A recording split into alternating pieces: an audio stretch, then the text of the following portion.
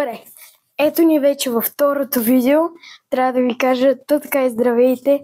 Сега ще ви покажа какви игри имам и ако искате, даже ми пишете искате ли видеа и ако да, на коя игра. Значи, пусна ли се бе? Видяхте ли? Така, значи първо почваме с Disney Speedstorm, Just Dance, Asphalt Legends. Мога ли направо да снимам? Не. Asphalt Legends Unite, Instant Sport Summer Games, FPV симулатор, в който караме FPV дрон. Мисля е много готина.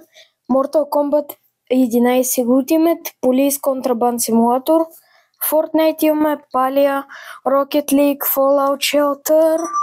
Забравих да ви покажа тази, за която съм най-excited, което ми е... Чакай да фокусирам. Което ми е единствената физикал игра. Five Nights... Ще съм го обратно. Five Nights at Freddy's Help Wanted 1.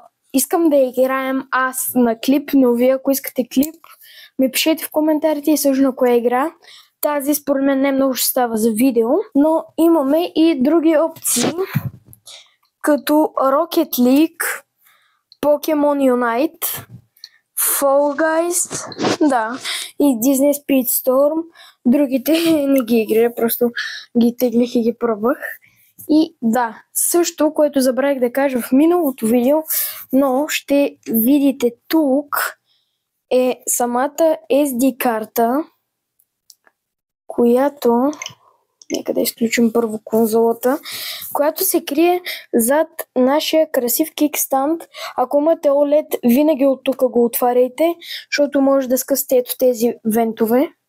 Тук SD картата, която аз имаме, Samsung Evo 512 гигабайта. Нека да фокусирам. Защото просто е с по-голям... смисъл тя има към 100 мегабита в секунда writing speed и reading speed е май към 160, а Nintendo казват някъде над 95 мегабайта в секунда за read speed, което ще е хубавата SD карта за техните конзоли. И затова аз реших малко, по-екстра, за да върват по-бързо игрите. И това ми се бъде от втората част, ако мога така да се изразя. Кажете, пишете в коментарите дали искате да има клипове от Nintendo-то и чао!